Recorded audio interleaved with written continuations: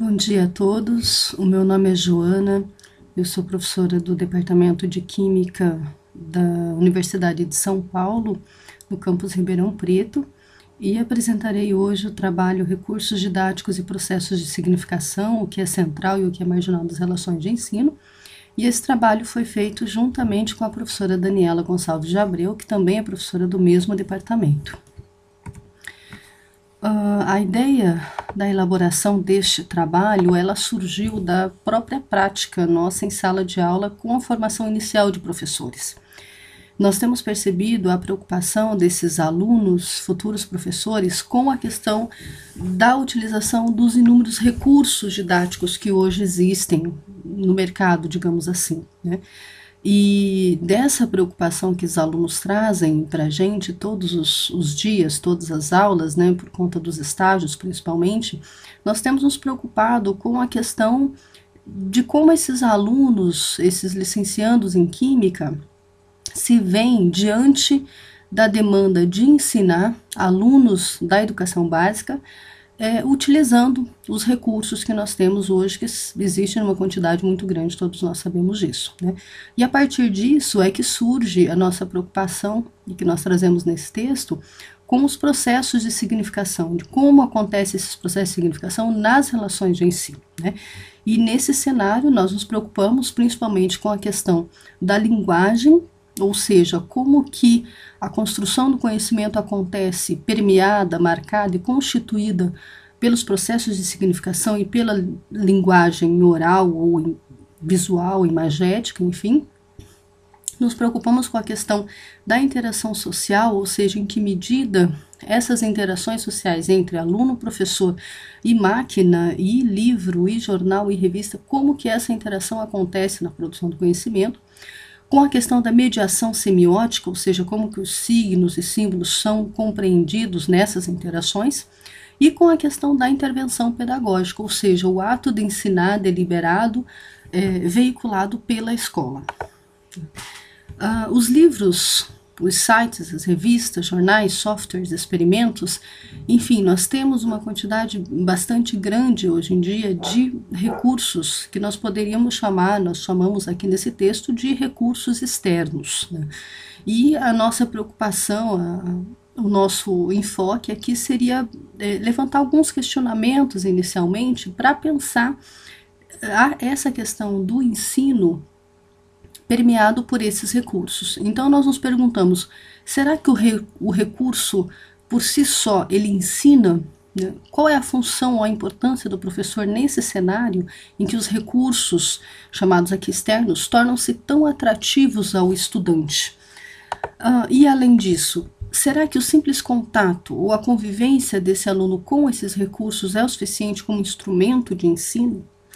Quais são os benefícios e os riscos, e para quem é esse risco, né, desse aparente inatismo nos modos de aprender hoje em dia? E será que o professor está competindo com a máquina? Né?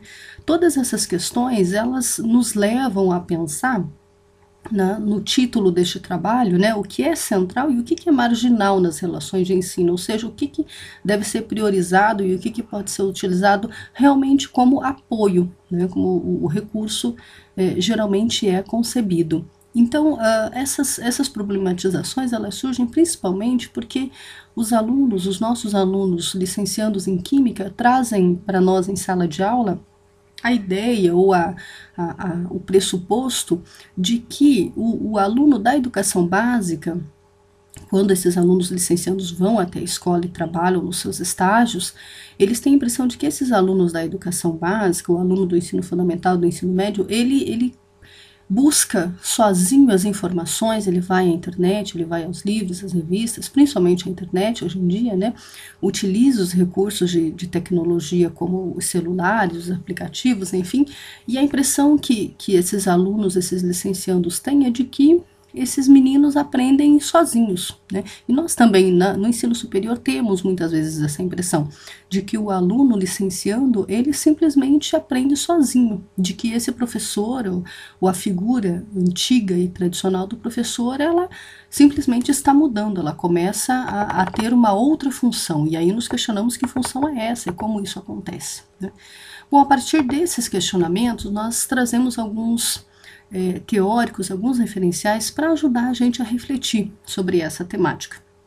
O primeiro autor que nós trazemos é Lev Vygotsky, e Vygotsky, historicamente, a gente sabe, ele tem uma defesa muito importante com a questão da mediação simbólica, com a mediação pelo outro, né, e a importância da linguagem realmente nos processos de significação.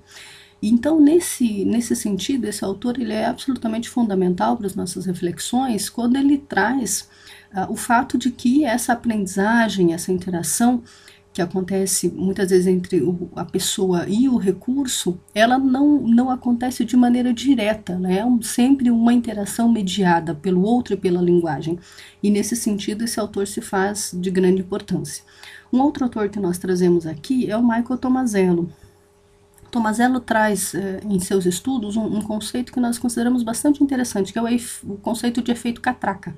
Esse efeito catraca é o que ele chama de evolução cultural cumulativa, ou seja, o fato de que ao longo da história da humanidade as pessoas desenvolvem, criam estratégias que garantam a sequência, ou seja, a continuidade dos ganhos conseguidos em determinados períodos. E nesse sentido, a escola, o ensino, seriam catracas, digamos assim, que fariam com que a nossa evolução cultural ela progredisse, né, que não permita o retorno, né.